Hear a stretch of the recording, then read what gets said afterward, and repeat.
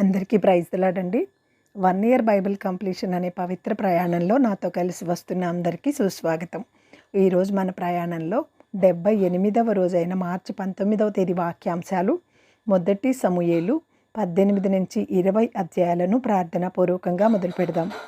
మా ప్రియ పరలోకపు తండ్రి, మీ జీవవాక్యంతో మమ్మల్ని మీ పాదాల దగ్గరకు తీసుకొచ్చినందుకు హృదయమార వందనాలు.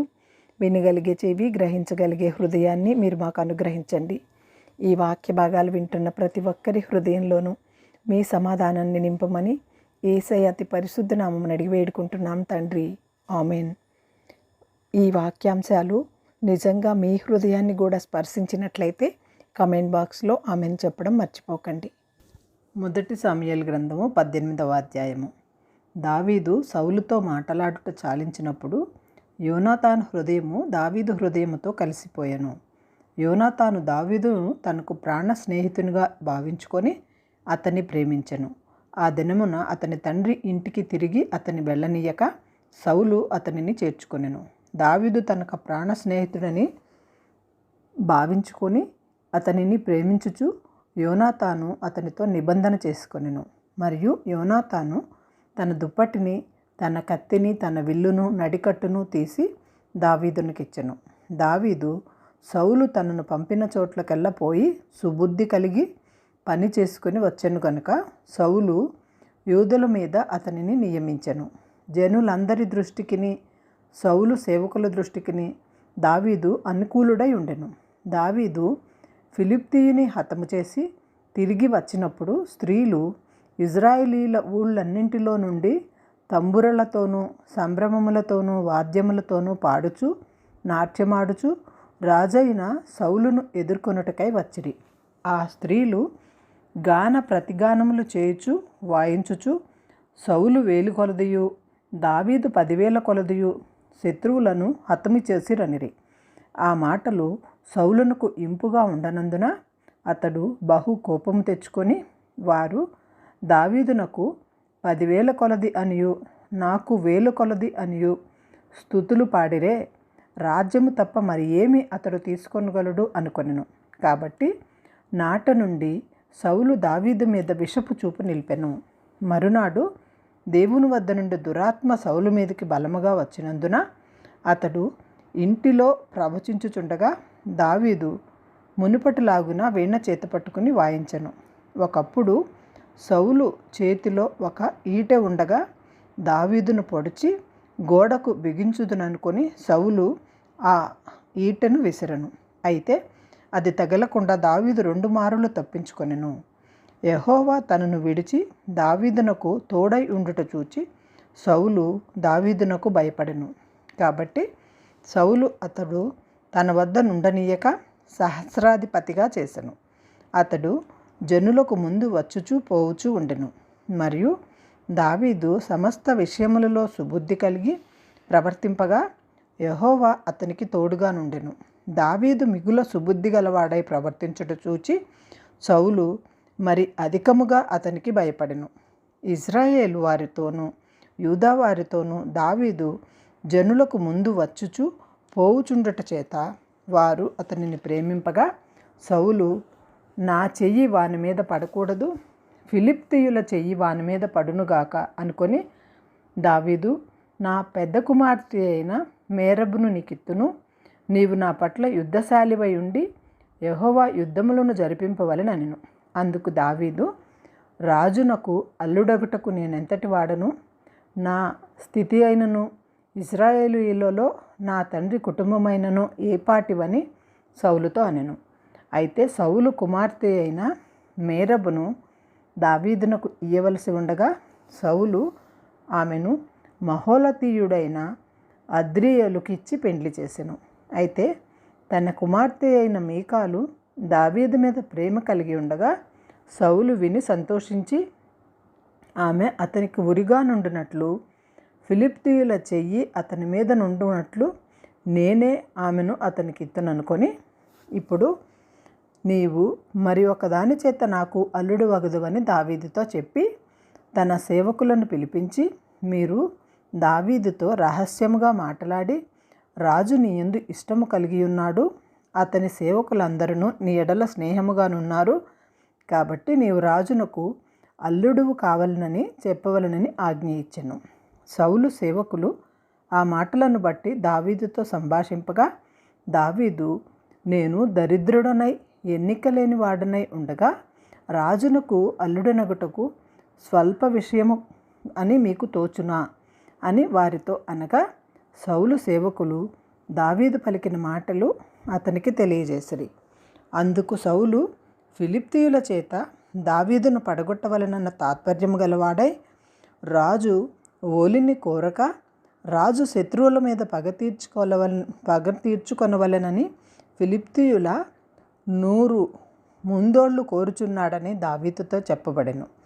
సౌలు సేవకులు ఆ మాటలు దావీదునకు తెలియజేయగా, తాను రాజునకు అల్లుడు కావాలనన్న కోరిక గలవాడై గడువు దాటక మునిపే లేచి తన వారితో పోయి ఫిలిష్తీయులలో 200 మందిని హతము చేసి వారి ముందోళ్లు తీసుకుని వచ్చి రాజునకు అల్లుడగుటకై కావలసిన లెక్క పూర్తి చేసి అప్పగింపగా, సౌలు తన కుమార్తె అయిన మీకాలును అతనికిచ్చి పెండ్లి చేసెను. యెహోవా దావీదునకు తోడుగానుండుటయు తన కుమార్తె అయిన మీకాలు అతని ప్రేమించుటయు సౌలు చూచి దావీదునకు మరి ఎక్కువగా భయపడి ఎల్లప్పుడూ దావీదు మీద విరోధముగా ఉండెను. ఫిలిష్తీయుల సర్దారులు యుద్ధమునకు బయలుదేరుచు వచ్చిరి. వారు బయలుదేరినప్పుడెల్లను దావీదు బహు వివేకము కలిగి ప్రవర్తించుచు రాగా, సౌలు సేవకులందరికంటే అతని పేరు బహు ప్రసిద్ధికెక్కెను. 1 సాముయేలు 19వ అధ్యాయము. అంతట సౌలు, మీరు దావీదును చంపవలసినదని తన కుమారుడైన యోనాతానుతోనూ తన సేవకులందరితోనూ చెప్పగా, సౌలు కుమారుడైన యోనాతాను దావీదు యందు బహు ఇష్టము గలవాడై ఉండి దావీదుతో ఇట్లనెను, నా తండ్రి అయిన సౌలు నిన్ను చంపవలనన్న ప్రయత్నము మీదనున్నాడు. కాబట్టి నీవు ఉదయమున జాగ్రత్తపడి రహస్యమైన స్థలమందు దాగియుండుము. నేను వచ్చి నీవు ఉన్న చేనిలో నా తండ్రి వద్ద నిలిచి నిన్ను గూర్చి అతనితో మాట్లాడిన తరువాత నిన్ను గూర్చి నాకేమైనా తెలిసిన ఎడల దానిని నీతో తెలియజెప్పెదను అనెను. యోనాతాను తన తండ్రి అయిన సౌలుతో దావీదును గూర్చి దయగా మాట్లాడి, నీ సేవకుడైన దావీదు నీ విషయంలో ఏ తప్పిదము చేసినవాడు కాడు కాక బహు మేలు చేసెను కనుక రాజా, నీవు అతని విషయంలో ఏ పాపము చేయకుందువుగాక. అతడు ప్రాణమునకు తెగించి ఆ ఫిలిష్తీయుని చంపగా యెహోవా ఇశ్రాయేలీయులకందరికీ గొప్ప రక్షణ కలుగజేసెను. అది నీవే చూచి సంతోషించితివి గదా. నిష్కారణముగా దావీదును చంపి నిరపరాధి యొక్క ప్రాణము తీసి నీవెందుకు పాపము చేయదు అని మనవి చేయగా, సౌలు యోనాతాను చెప్పిన మాట ఆలకించి యెహోవా జీవముతోడు అతనికి మరణశిక్ష విధింపనని ప్రమాణము చేసెను. అప్పుడు యోనాతాను దావీదును పిలుచుకొని పోయి ఆ సంగతులన్నీయు అతనికి తెలియజేసి దావీదును సౌలు నద్దకు తీసుకొని రాగా, దావీదు మునుపటిలాగున అతని సన్నిధిన ఉండెను. తరువాత యుద్ధము సంభవించినప్పుడు దావీదు బయలుదేరి ఫిలిష్తీయులతో యుద్ధము చేసి వారిని ఓడించి వెనుకకు పారద్రోలి గొప్ప వధ చేయగా, యెహోవా వద్ద నుండి దురాత్మ సౌలు మీదకి వచ్చెను. సౌలు ఈట చేత పట్టుకొని ఇంట కూర్చుండి ఉండెను. దావీదు సితారా వాయించుచుండగా సౌలు ఒకే దెబ్బతో దావీదును గోడకు పొడుచుదునన్న తాత్పర్యము కలిగి ఈటె విసిరెను. దావీదు అతని ఎదుట నుండి తప్పించుకొనినందున ఈట గోడకు నాటగా దావీదు ఆ రాత్రి యందు తప్పించుకొని పారిపోయెను. ఉదయమున అతన్ని చంపవలనని పొంచి ఉంచి దావీదును పట్టుకొనుటకై సౌలు అతని ఇంటికి దూతలను పంపగా, దావీదు భార్య అయిన మీకాలు, ఈ రాత్రి నీ ప్రాణమును నీవు దక్కించుకుంటేనే కానీ రేపు నీవు చంపబడదు అని చెప్పి కిటికీ గుండా దావీదును దింపగా అతడు తప్పించుకొని పారిపోయాను. తరువాత మీకాలు ఒక గృహదేవత బొమ్మను తీసి మంచము మీద పెట్టి మేకబొచ్చు తలవైపున ఉంచి దుప్పటితో కప్పివేసి సౌలు దావీదును పట్టుకొనుటకై దూతలను పంపగా అతడు రోగి అయి ఉన్నాడని చెప్పెను. దావీదును చూచుటకు సౌలు దూతలను పంపి నేను అతని చంపునట్లు మంచముతో అతని తీసుకుని రండని వారితో చెప్పగా, ఆ దూతలు వచ్చి లోపల చొచ్చి చూచినప్పుడు తలకట్టున మేకబొచ్చు గల ఒకటి మంచము మీద కనబడెను. అప్పుడు సౌలు తప్పించుకొని పోవునట్లుగా, నీవు నీ శత్రువుని పంపివేసి నన్నిలాగు ఎందుకు మోసపుచ్చితివని మీకాలును అడగగా, మీకాలు, నేనెందుకు నిన్ను చంపవలను, నన్ను పోనిమ్మని దావీదు తనతో చెప్పినందున అని సౌలుతో అనెను.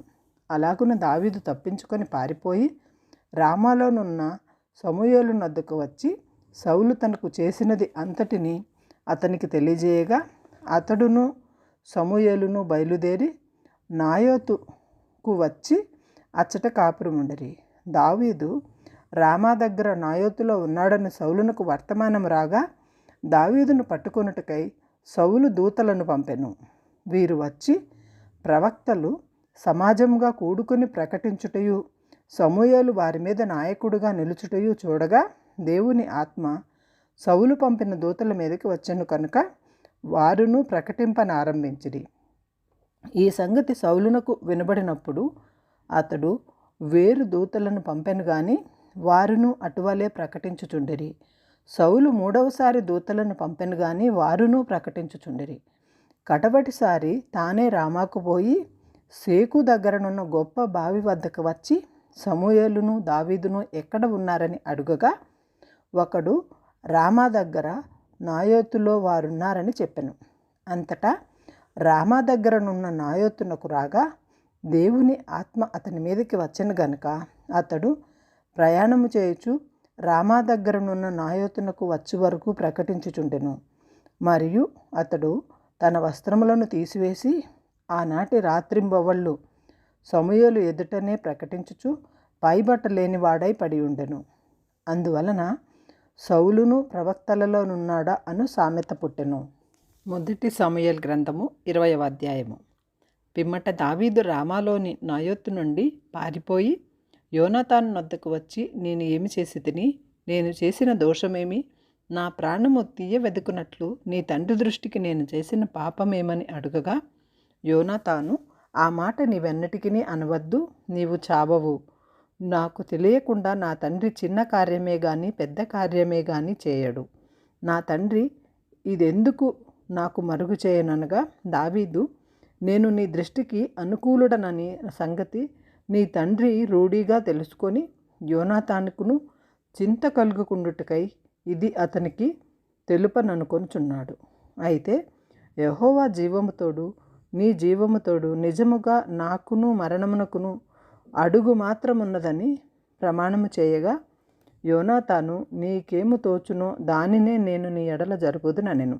అందుకు దావీదు, రేపటి దినము అమావాస్య, అప్పుడు నేను తప్పక రాజుతో కూడా కూర్చుండి భోజనము చేయవలెను.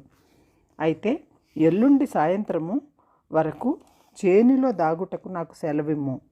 అంతలో నీ తండ్రి నేను లేకపోవుట కనుగొనగా నీవు ఈ మాట చెప్పవలను, దావీదు ఇంటివారికి ఏటేటా బలి అర్పించు మర్యాద కద్దు. కాబట్టి అతడు బెత్లెహేమను తన పట్టణమునకు పోవలెనని నన్ను బతిమాలి నా వద్ద సెలవు పుచ్చుకొనెను. అతడు మంచిదని సెలవిచ్చిన ఎడల నీ దాసుడనైన నాకు క్షేమమే కలుగును.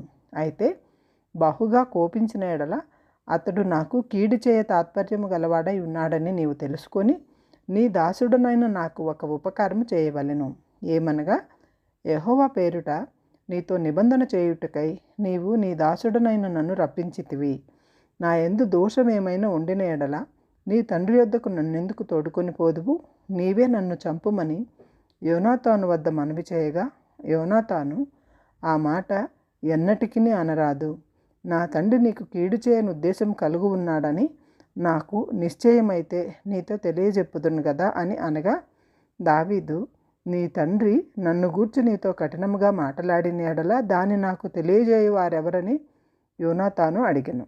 అందుకు యోనాతాను, పొలములోనికి వెళ్ళుదుము రమ్మనగా ఇద్దరూ పొలములోనికి పోయిరి. అప్పుడు యోనాతాను ఇజ్రాయేలీయులకు దేవుడైన యెహోవా సాక్షి, రేపైనను ఎల్లుండైనను ఈ వేళప్పుడు నా తండ్రిని శోధింతును. అప్పుడు దావీదునకు క్షేమమవునని నేను తెలుసుకున్న ఎడల నేను ఆ వర్తమానము నీకు పంపకపోదునన్ను. అయితే నా తండ్రి నీకు కీడు చేయని ఉద్దేశించుచున్నాడని నేను తెలుసుకుని ఎడల దాన్ని నీకు తెలియజేసి నీవు క్షేమముగా వెళ్ళునట్లు నిన్ను పంపివేయని ఎడల యెహోవా నాకు గొప్ప అపాయము కలుగుజేయునుగాక. యెహోవా నా తండ్రికి తోడుగా ఉండినట్లు నీకును తోడుగా ఉండునుగాక. అయితే నేను బ్రతికి ఉండిన ఎడల నేను చావకుండా యెహోవా దయచూపునట్లుగా నీవు నాకు దయచూపకపోయిన ఎడలనేమి, నేను చనిపోయిన ఎడల యెహోవా దావీదు శత్రువులను ఒక్కడైన భూమి మీద నిలవకుండా నిర్మూలము చేసిన తరువాత నీవు నా సంతతి వారికి దయ చూపకపోయిన ఎడలనేమి, యెహోవా నిన్ను విసర్జించునుగాక. ఇలాగున యెహోవా దావీదు యొక్క శత్రువుల చేత దాన్ని విచారించినట్లుగా యోనాతాను దావీదు సంతతి వారిని బట్టి నిబంధన చేసెను. యోనాతాను దావీదును తన ప్రాణ స్నేహితుడిగా ప్రేమించెను కనుక ఆ ప్రేమను బట్టి దావీదు చేత మరలా ప్రమాణము చేయించెను. మరియు యోనాతాను దావీదుతో ఇట్లనెను, రేపటి దినము అమావాస్య, నీ స్థలము ఖాళీగా కనబడును కదా. నీవు 3 దినములు ఆగి ఈ పని జరుగుచుండగా నీవు దాగి ఉండు స్థలమునకు త్వరగా వెళ్ళి ఏసెలు అను బండ దగ్గర నుండుము. గురిచూచి ప్రయోగించినట్లు నేను 3 బాణములను దాని పక్కకు కొట్టి నీవు వెళ్ళి బాణములను వెదుకుమని ఒక పనివానితో చెప్పుదును. బాణములు నీకు ఈ తట్టున ఉన్నవి పట్టుకుని రమ్మని నేను వానితో చెప్పిన ఎడల నీవు బయటికి రావచ్చును. యెహోవా జీవము తోడు నీకు ఏ అపాయమును రాక క్షేమమే కలుగును. అయితే బాణములు నీకు అవతల ఉన్నామని నేను వానితో చెప్పిన ఎడల పారిపోమ్మని యెహోవా సెలవిచ్చుచున్నాడని తెలుసుకొనమని నీవు ప్రయాణమైపోవలెను. అయితే మనమిద్దరము మాట్లాడిన సంగతి జ్ఞాపకం చేసుకొనుము. నీకును నాకును సర్వకాలము యెహోవాయే సాక్షి. కాబట్టి దావీదు పొలములో దాగుకొనెను. అమావాస్య వచ్చినప్పుడు రాజు భోజనము చేయ కూర్చుండగా మునుపటి వలె రాజు గోడ దగ్గరనున్న స్థలమందు తన ఆసనము మీద కూర్చుని ఉండెను. యోనాతాను లేవగా అబ్నేరు సౌలు నద్ద కూర్చుండెను. అయితే దావీదు స్థలము ఖాళీగా ఉండెను. అయినను అతనికి ఏదో ఒకటి సంభవించినందున అతడు అపవిత్రుడై ఉండునేమో, అతడు అపవిత్రుడై ఉండుట ఆవశ్యమని సౌలు అనుకొని ఆ దినమున ఏమీ అనలేదు. అయితే అమావాస్య పోయిన మరునాడు అనగా 2వ దినమున దావీదు స్థలములో ఎవడునూ లేకపోవుట చూచి సౌలు నిన్నయు నేడును యెషయి కుమారుడు భోజనమునకు రాకపోవుట ఏమని యోనాతాను అడగగా, యోనాతాను దావీదు బెత్లెహేమునకు పోవలనని కోరి దయచేసి నన్ను పోనిమ్ము, పట్టణమందు మా ఇంటివారు బలి అర్పించబోతున్నారు, నీవు రావలనని నా సహోదరుడు నాకు ఆజ్ఞాపించెను కనుక నీ దృష్టికి నేను దయ పొందిన వాడనైతే నేను వెళ్ళి నా సహోదరులను దర్శించినట్లుగా నాకు సెలవిమ్మని బ్రతిమాలుకొని నా వద్ద సెలవు తీసుకునెను. అందునిమిత్తమే అతడు రాజు భోజనపు బల్ల వద్దకు రాలేదని సౌలుతో చెప్పగా సౌలు యోనాతాను మీద బహుగా కోపపడి, అగడగొట్టు దాని కొడక, నీకును నీ తల్లి మానమునకును సిగ్గు కలుగునట్లుగా నీవు యెషయి కుమారుని స్వీకరించిన సంగతి నాకు తెలిసినది కాదా? యెషయి కుమారుడు భూమి మీద బ్రతికినంత కాలము నీకైనను నీ రాజ్యమునకైనను స్థిరత కలుగదు కదా. కాబట్టి నీవు వర్తమానం పంపి అతనిని నా దగ్గరకు రప్పించుము, నిజముగా అతడు మరణమునకు అర్హుడని చెప్పెను. అంతటా యోనాతాను అతడెందుకు మరణశిక్ష నొందవలెను, అతడు ఏమి చేసినని సౌలుని అడగగా సౌలు అతనిని పొడవవలనని ఈట విసిరెను. అందువలన తన తండ్రి దావీదును చంపని ఉద్దేశము కలిగి ఉన్నాడని యోనాతాను తెలుసుకొని అత్యాగ్రహుడై బల్ల వద్ద నుండి లేచి తన తండ్రి దావీదును అవమానపరిచినందున అతని నిమిత్తము దుఃఖాక్రాంతుడై అమావాస్య పోయిన మరునాడు భోజనము చేయకుండెను. ఉదయమున యోనాతాను దావీదుతో నిర్ణయము చేసుకొనిన వేళకు ఒక పనివాని పిలుచుకొని పొలములోనికి పోయెను. నీవు పరుగెత్తుకుని పోయి నేను వేయ బాణములను వెదకమని ఆ పనివానితో అతడు చెప్పగా వాడు పరిగెత్తుచున్నప్పుడు అతడు ఒక బాణము వాని అవతలకు వేసెను. అయితే వాడు యోనాతాను వేసిన బాణము ఉన్న చోటుకు వచ్చినప్పుడు యోనాతాను వాని వెనుక నుండి కేక వేసి, బాణము నీ అవతలనున్నదని చెప్పి వాని వెనుక నుండి కేక వేసి, నీవు ఆలస్యము చేయక దబ్బున రమ్మనెను. యోనాతాను పనివాడు బాణములను కూర్చుకొని తన యజమానుని వద్దకు వాటిని తీసుకుని వచ్చెను గాని సంగతి ఏమియు వానికి తెలియక ఉండెను. యోనాతానుకును దావీదునకును మాత్రము ఆ సంగతి తెలిసి ఉండెను. యోనాతాను తన ఆయుధములను వాని చేతికిచ్చి వీటిని పట్టణమునకు తీసుకొని పొమ్మని చెప్పి వాని పంపివేశను. వాడు వెళ్ళిన వెంటనే దావీదు దక్షిణపు దిక్కు నుండి బయటకు వచ్చి 3 మారులు సాష్టాంగ నమస్కారము చేసిన తరువాత వారి ఒకరినొకరు ముద్దు పెట్టుకొనుచు ఏడ్చుచుండిరి. అలాగుండగా దావీదు మరింత బిగ్గరగా ఏడ్చెను. అంతటా యోనాతాను, యెహోవా నీకును నాకును మధ్యను, నీ సంగతికిని నా సంతతికిని మధ్యను ఎన్నటికిని సాక్షిగా నుండునుగాక.